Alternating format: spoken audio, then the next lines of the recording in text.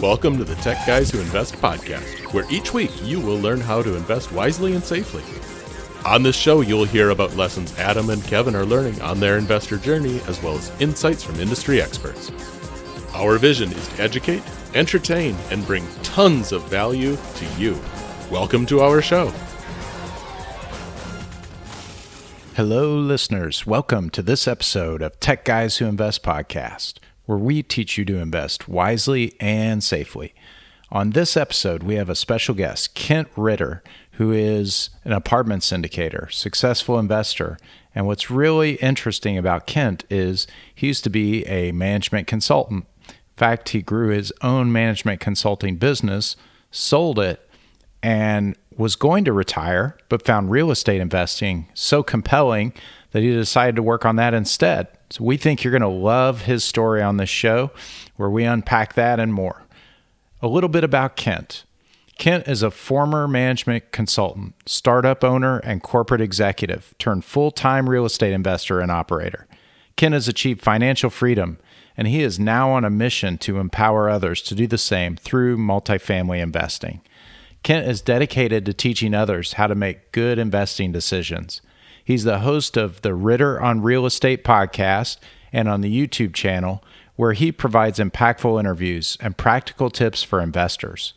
His goal is reflected in the show's motto to help others invest like a pro.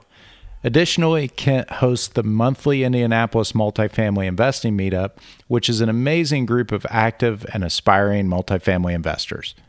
When he's not interviewing the top names in real estate, including the tech guys who invest, Kent serves as a managing director at the multifamily private equity firm Burge and Held Asset Management. Please join us in welcoming Kent Ritter to the Tech Guys Who Invest show. Hey, everybody. We are so excited to have Kent Ritter on the show. Kent, welcome to the Tech Guys Who Invest podcast. Thanks for having me, guys. It's great to be able to chat again. Love it. Well, Kent, we want to start with really understanding your background. I know you got a great story of going from corporate to America to investing, but of course, I don't want to steal your thunder, so I'd love to hear it directly from you. Yeah, no, happy to share. So yeah, I started out my career as a management consultant and, spent as a management consultant, what you do really is you fly around the country and you help companies solve big problems, right? So with that, you're spending a ton of time on the road. That was cool when I was single and it was just me. But once I started having a family and had a couple of kids, it just really didn't fit the lifestyle that I wanted. Didn't fit. I didn't view myself being able to be the kind of husband I wanted to be the type of father I wanted to be, being gone all the time. So I really started looking for a path to just that, I was looking for really the ability to have flexibility with my time more than anything else, to be able to be with my kids when I wanted and be able to, go to the soccer games and the ballet recitals and all that good stuff. Right. So that was kind of what really was one of the major factors in shifting my focus and my journey. And so in 2015, by this point in my career, kind of 12 years into being a management consultant, I had actually started my own business with several partners as a boutique management consulting firm. And in 2015, we decided to sell. And so from that exit, I had some capital. And I didn't really know what I wanted to do with it at that point. I felt like my journey was kind of over. Like I had accomplished what I had always set out to do. I wanted to be an entrepreneur. I wanted to be a business owner. And I'd taken it from start to finish, right? And so I was looking for what to do next. I knew I didn't want to have all my eggs in one basket. I didn't want to put all my money in the stock market. So I started looking for other things to invest in. And, I looked at different alternatives, and really real estate stuck out to me as the best place to place my capital to continue to build wealth and also create some passive income for myself. So I dug in, started investing in real estate, started as a passive investor, started out in 2016 by investing in 10 deals with a few different sponsors just to really understand the process, and just really fell in love with it. And the more I learned, I got a couple of mentors, I did a couple of education programs. The more I learned, I just felt like multifamily real estate just made so much sense, all the benefits that it brings.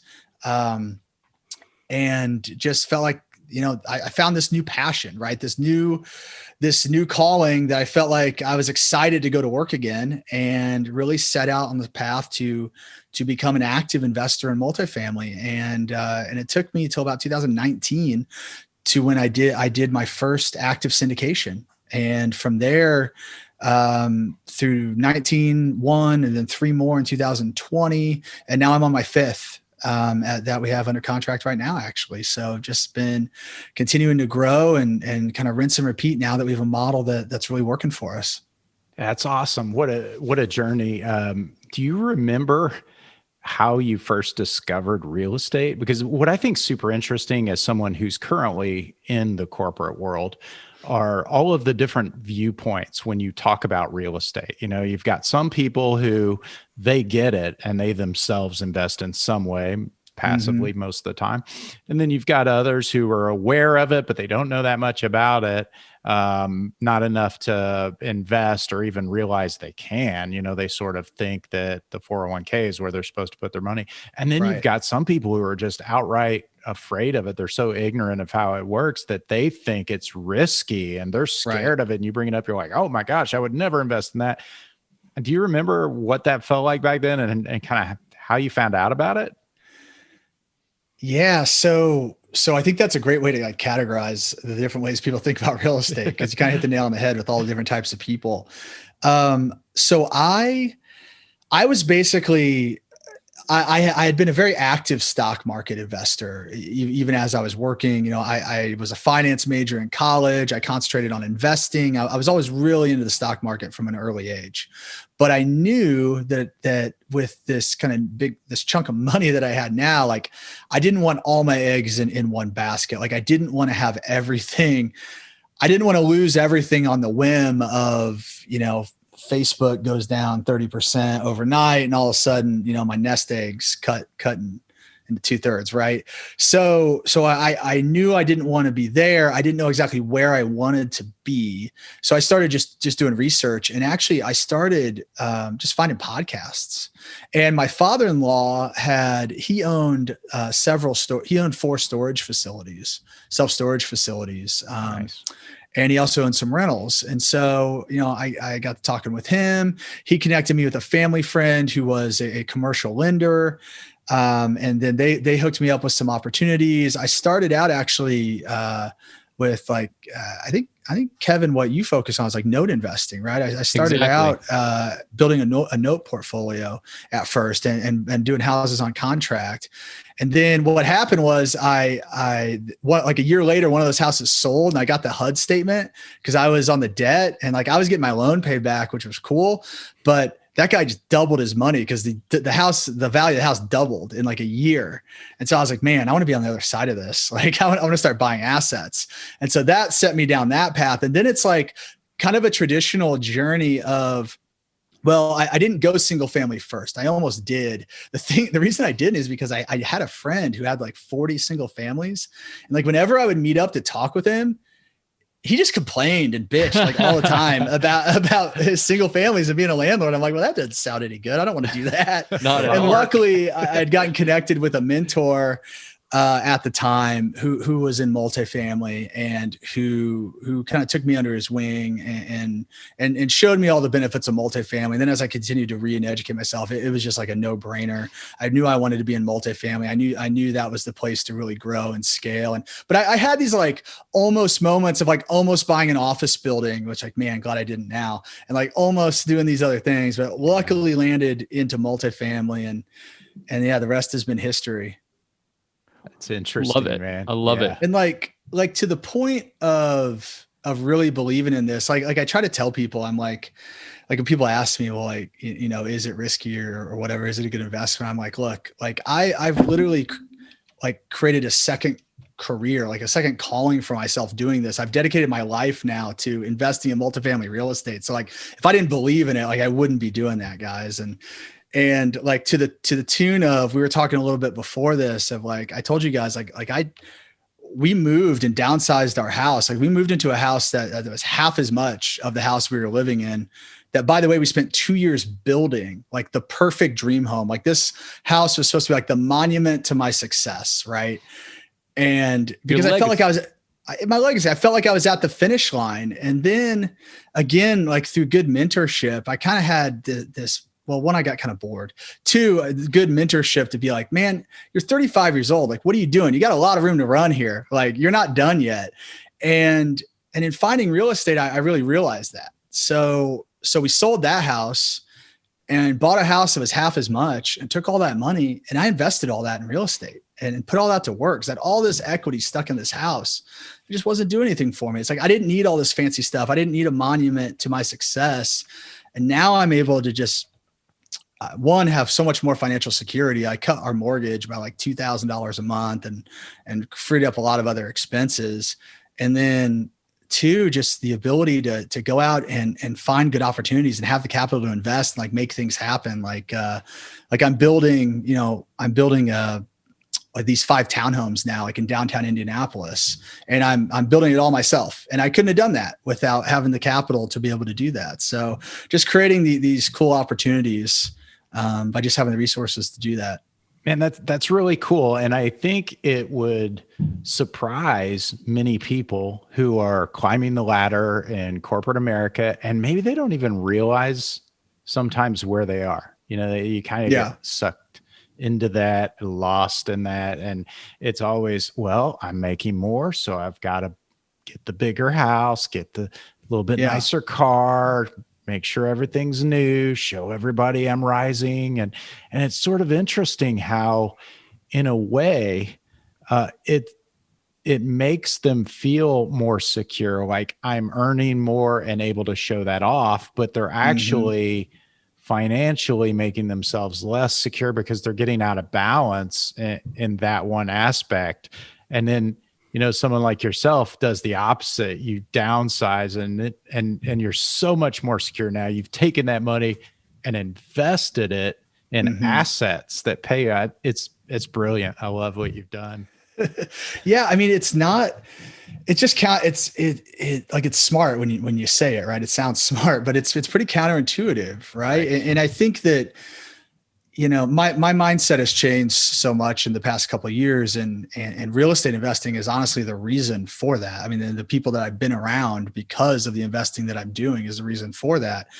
But I didn't realize how caught up in that I was, and that I cared about, you know, driving the Audi and having a nice car and doing all this. And I mean, I'll tell you, like the other thing I did was I ditched the Audi and I started driving my wife's, like we had to get a minivan because we got 3 kids. And I started driving my wife's old car. It's like a 2010 Lexus SUV, you know, but it's like, so like, again, just not caring about all the material stuff. Right. And just, you know, just being happy. Like, that's not what makes you happy. It's not what makes you happy. And I think that's how I matured, is realizing like the things that make you happy is the freedom to feel secure, the freedom to have the time with my family and my kids, the freedom to be able to do the things you want to do, the trips or the, you know, events or whatever it is.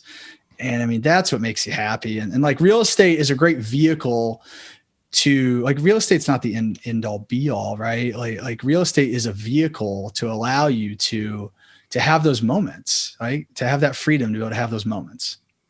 Fantastic. And as you're talking about, right, that downsizing, if you want to buy those nice things, sure, you can, but know that will put more of put you in a bind where you're going to have to invest more to get more to buy that time back. Whereas if you keep your expenses low, you're not only buying yourself freedom, you're buying your time as you're continuing to invest. So I love that mentality. Yeah. And it's also fleeting, right? Like, you get a new fancy car, you're excited for like a week or two, right? And then it just becomes your car and it's like normal. And it's just, you know, and then you got to get a better one, and you got to get a better one, right? And then your neighbor gets a fancier one, and you got to one up them. It's just like, you know, none of that's real. It's all just so fleeting.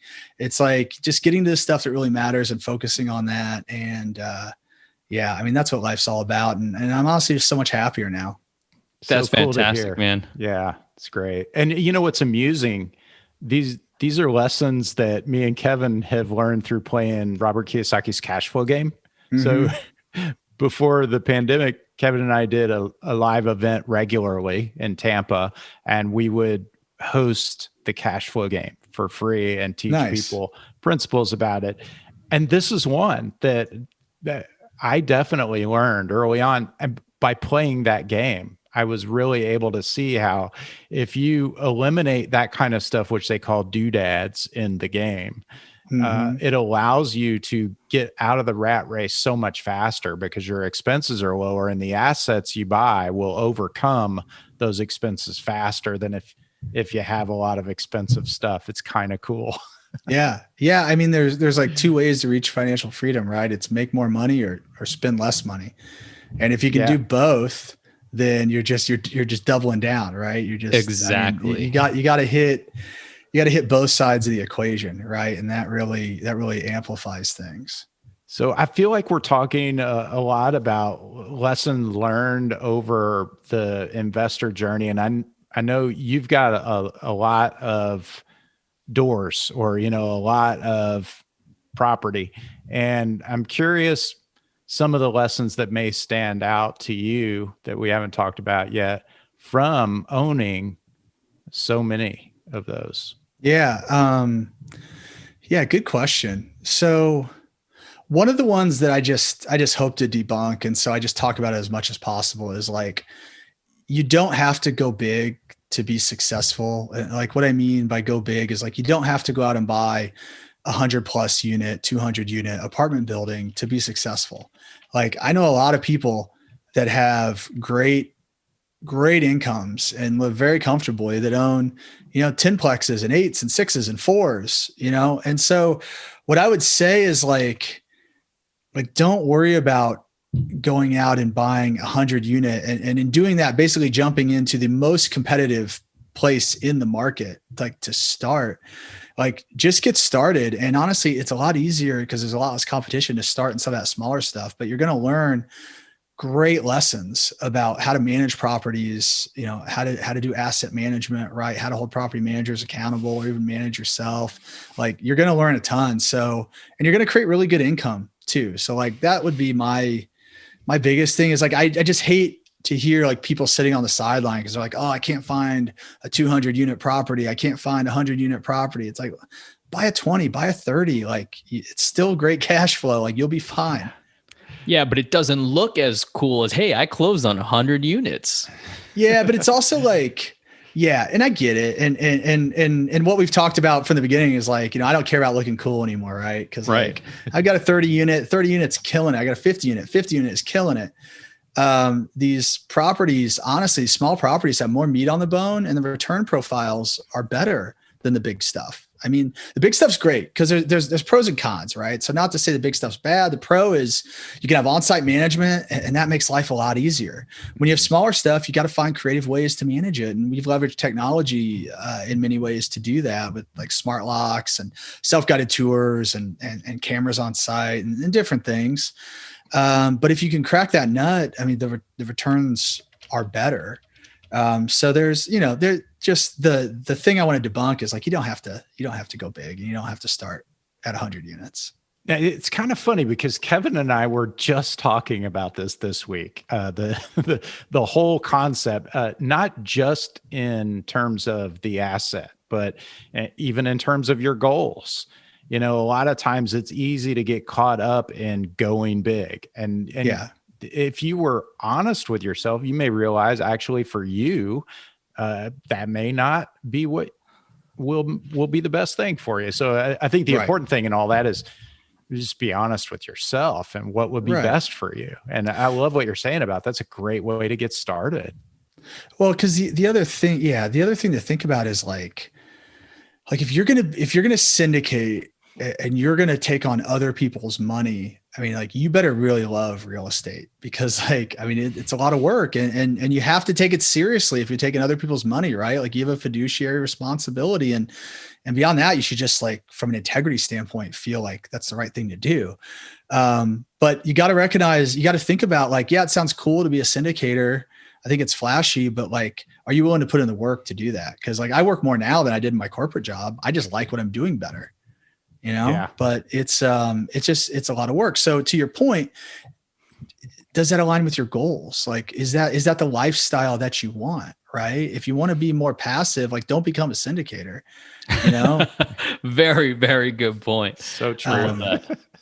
You know, and yeah, so yeah, I think that I think goals are super important to understand, and you got to start with your goals and kind of go back to your goals. Also, like when you hear a lot of people talk about, you know, oh, I've got so many units, right? It's like, but if you're a syndicator and you're a small part of the GP, like you might have like, I don't know, like 0.5% of a ton of units, and and that's fine, but you can crack the same egg by having, you know, 50% of, you know, way less units, right? Like you can make the same amount. It's like, and honestly, that can be a lot easier, and you may not have to bring in other people's money, and you may, you know, be able to manage it on your own and just find a different path. So I think that, you know, there's just a lot of different ways to go about it, but any way you go about it, real estate's a good thing to be invested in.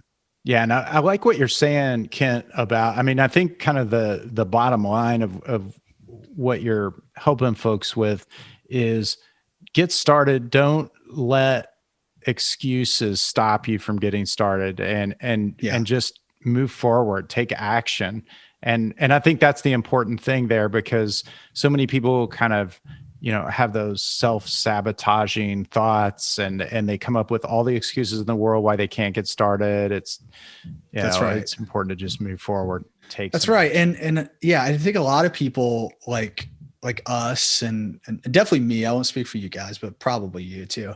I've got like this competitive streak where, like, you know, I see, and it's like, it's just social media, right? You see people and you're like, oh man, that guy's got like 4,000 units. That guy's got this, right? And it's like, and I think people get caught up in that, and they're like, that's why I was like, oh, I got to go big. I got to do this. And yeah, I think that actually limits a lot of people from getting started, and like doing your first deal is a game changer. You do your first deal, and then from there things just start to snowball. Yeah. And it really is the truth. And so, yeah, absolutely what you said, just get started. Absolutely. You can't just sit and getting started may be something small, but just getting started and not being overwhelmed with analysis paralysis. And carry on from the lessons, Kent, what would you say are your favorite lessons from the guests you've interviewed on your podcast? Man, that's a really good question. One of my favorite lessons that kind of continuously comes up is about how do you, I guess it's like what to look for in a sponsor. If you are someone who is looking to passively invest with someone else, like what should you look for? And I did an exercise, and there's actually, it's a freebie on my website right now. If you go to kentritter.com, you can check it out. But what it is like, from the first 40 episodes of my podcast, I distilled a bunch of these answers of like, what is important in choosing the person that you're going to invest with. And it's kind of the top 4 things that have bubbled up from people's responses. And it's, first and foremost, it's integrity. You got to have, I mean, everything starts there. If you got to have a sponsor that has integrity, right? And it's willing to do the right things when it's not easy, right? So like when it's going well, it's easy for everybody. When it's not going so well, you want a sponsor who's going to do the right thing by the investor. 2 is track record. 3 is skin in the game. So, you know, in any investment that I make, I want to hear that the person that's pitching it to me is also investing in that. I just don't like the idea of like, hey, you should invest in this. I'm not going to do it personally, but like you really should, right? Like that's not a pitch that would win with me. And then the last one is just financial means, because I think like as a syndicator, as somebody who's going to take on other people's money, like you have to have a certain amount of financial means for 2 reasons. One, if you don't, then your main incentive is to get fees, right? Because you probably need those fees to pay your mortgage and feed your kids and these things. And if you're incentivized to get fees, your incentives are not aligned with the investor, because you're incentivized to just do the next deal that's in front of you, not do the next deal that's right for the investors, right?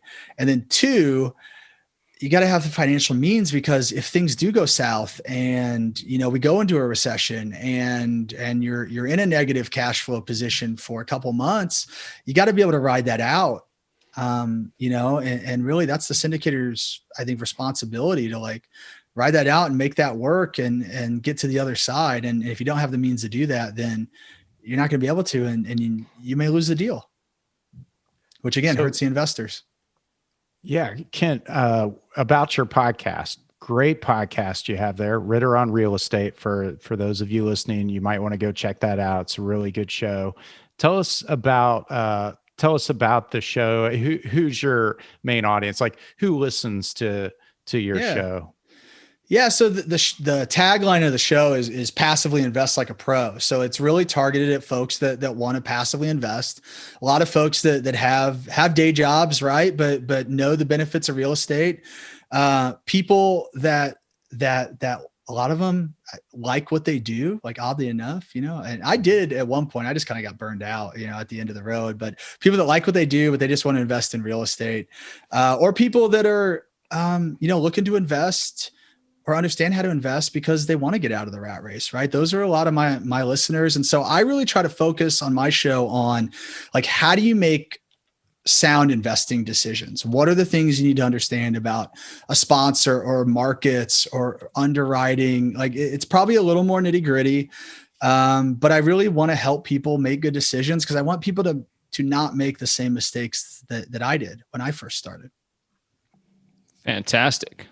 When we talk about the management consulting aspect, what did you garner from it, and what carried over from your skills that you acquired there to invest in real estate? Because where we're coming from is we preach that, hey, you have skills from your 9 to 5. How can you use that to create freedom for yourself or security? So I'd love to hear from your perspective from a management consulting.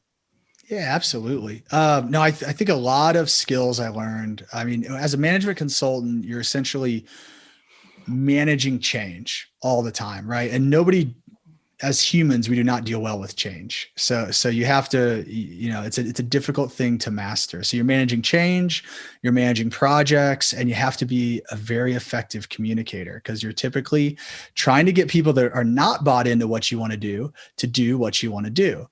And so those are the 3 skills that I really developed as a management consultant and got very good at. And it's why I was successful as a management consultant, and I think also successful as a real estate investor, because the ability to just be comfortable with change and to help others manage through that change, right? If you're going into a project, you have a big rehab going on, right? You need to help property management think differently about what they're focused on, right? Let's not focus on occupancy so much. Let's focus on revenue. Managing projects, so every real estate transaction is a project, right, in and of itself. And so just managing the project and being able to keep everybody on task, and then communicating well just everything in life comes down to communication, right? Like, it's so important. And just being able, there's so many people involved, right, in these real estate transactions and even in the day-to-day, that you've got to be an effective communicator. You got to keep everybody in the loop. And it's all, my job really is, developing the strategy and then making sure that strategy is realized. And a lot of that is making sure that I'm communicating effectively to make sure people understand the goal and the vision, and that I can keep them on board to all keep rowing in the same direction. And if I can do that, we're going to have a successful investment, right? Because I'm not doing a lot of the day-to-day work, but the property managers are, the construction team is, right? The asset managers are, and so it's my job to make sure that they know the vision and that we're all aligned. And if we are, we'll be successful. That's great. So Kent, I know a lot of us invest for cash flow, and whether it's active or, we've talked about passive investing. I'd love to hear your thoughts on how cash flow can either free someone up from a 9 to 5, or if they're one of those folks you mentioned who love their job and maybe they don't have plans to leave, what can cash flow do for them? Why would they invest that way versus in something that may give them a lump sum? Yeah. So there's a lot of benefits to cash flow. There's a lot of positive sides I could think of, but one of the most important is you need a plan B, because that corporate job that you have is not as secure as you think it is. And I've been on the other side of that. I've been a corporate executive. I've been in the meetings where all of a sudden it's a bad quarter. And the first thing is, well, how can we cut expenses? Oh, payroll. Okay. And it's not a fun place to be. It's never how I wanted to run, the business, or a business that I was involved in. But sometimes you have to make tough decisions. But the reason I say that is because, like, I see over and over again, I think people are too loyal to their employers. I try to help my friends with this all the time of like, look, like, I know you think that, like, because you're pouring your heart and soul into it, I know you think they're giving it back, but at the end of the day, it's numbers. And as soon as the numbers aren't going in the right direction, they're going to look for ways to cut. So all that being said, not to be negative Nelly over here, but you need to have a plan B, because you never know. Right. Like, a lot of people got laid off in the past year, right? Right. People that had cash flow, they were like, all right, maybe I'll find something else. Maybe I'll take a little vacation. Maybe I'll pursue my passion. Right. People that didn't, I mean, they were sweating it. And so that's like one of the most important reasons is like manage your own downside. The positive aspects of cash flow is just the ability to supplement your income, to have more freedom to do what you want to do. Maybe it's take that extra vacation. Maybe it's not just take your family, but take you and all your extended family on that dream vacation, right? Maybe it's pay for your kids' college. Maybe it's actually retire, so I don't know if you guys know this, but like 401ks don't work. Like if you're socking it away in the 401k, you're basically saying, all right, I'm going to defer my fun until I'm 70 when I'm too old to have fun. And then I'm going to build up this lump sum and hope that I die before it runs out. And that's not the way that I want to live my life. And what they're finding out is like, because of the people that when 401ks first started are like now just starting to retire. And what they're finding is folks don't have enough money to live through their retirement in a comfortable way. So all that being said, it's supplement your income, build more income, build income streams that don't stop when you retire. Right. I mean, I think that's critical. Absolutely. I had a mentor of mine say like, what are you doing to pay for your kids' college? And I said, oh, I invest in, I'm putting money in a 529 plan, blah, blah, blah. We're saving. He's like, no, totally wrong. Totally wrong. He's like, you need to buy. He's like, or what he said actually was like, okay, here's what I did. He goes, I went out and I bought a fourplex. And he like gave an example. He's like, I named this fourplex Bobby and this one Susie and this other one Billy. And that's how I'm paying for each of their college. And he's like, right. You're buying assets that create cash flow and appreciate. And in doing that, you're investing to pay for the things you want instead of saving. Because once you save and spend it, it's gone. Absolutely. Yeah, after college, that money keeps rolling in on those fourplexes. So that's right. Exactly. Nice. Yeah. So we wouldn't be the tech guys who invest if we didn't ask you a technology question. And what would you say is a piece of technology that's made your life easier, since you've started investing in real estate, or even when you were management consulting, just any piece of tech? Yeah. Well, one is SelfGuided Tour. So the ability to allow people to go and tour a property without having to go with a leasing agent or property manager, right? So our folks can actually, or our prospects can actually go online. They can schedule a tour on their own, and they can go and they can do that. It's all guided through an app and through the smart locks we have on the property. But essentially the people will schedule a tour. They show up to the property right before the tour is scheduled. They receive a one-time code to their phone. They hold their phone up to the lock. The lock opens through Bluetooth on their phone, and they can use their phone to access all the different areas of the property. And then what actually happens is through the app, there's a curated tour of the property on their phone. So there's geolocation beacons in the property. So it knows when the person like walks up to the fitness center, it knows you're there. And it's like on your phone, it's like, welcome to the fitness center. Here's all the great stuff about the fitness center. Like it's really cool. It's really a curated thing. And it's actually professionally voice recorded. So you're not just reading it, you're hearing it. So it's like awesome. The idea is you can have like your best leasing agent on their best day, giving their best pitch every time. Wow. Right. And you're able to do it. The prospect is able to do it on their own schedule. We've been able to increase our leasing hours to 8 o'clock in the evening versus just when the office is open. Right. And it allows people to do it on their own schedule. Cause most people like it's awkward, right? When you have somebody following you around while you're like trying to look at an apartment, like it's an awkward experience. I've done it myself. So when you can go on your own time and do it I think it's just a much more pleasurable experience. So I think that's the coolest tech that I've implemented in like the last year. That's a great pro tip too. Yeah, it is. I mean, that's really good. That's a really good piece of tech. Sometimes when we ask that question, we'll get something that's kind of, and then sometimes we'll get some pretty cool ones, but yeah. I really like that. I think that's me pretty too. Awesome. Oh, So good. Kent, thanks so much. This has been great having you on, and we've really, really enjoyed it. You've added a lot of value to our listeners. Now, if people want to find you, get in touch with you, how can they do that?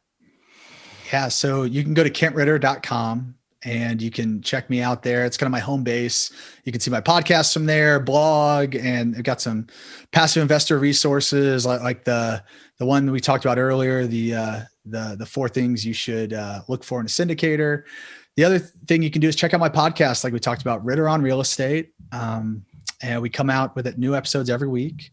And lastly, if you want to get a hold of me directly, you can find me on social media. I'm all over. Spend a lot of time on LinkedIn. I spend a lot of time on Instagram. So if you want to find me, either of those are great places. All right. And we'll put that stuff in the show notes so people can find it easy. Thanks again, Kent. It's been really great having you on. Yeah. Thanks, Adam. Thanks, Kevin. It's always a pleasure, guys. Thank you so much for listening to this week's episode. Be sure to subscribe to the podcast for the latest episode updates and to receive investor insights to help you invest wisely and safely. You can join the TGWI Insiders community at tgwipodcast.com/subscribe. Don't forget to leave us a review on Apple Podcasts. The feedback helps us grow and helps us give you the best investing content out there. For a step-by-step guide on how to leave a review, head over to tgwipodcast.com/review. And lastly, we'd love to connect with you. The best way to reach us is by sending us an email at techguyswhoinvest@gmail.com.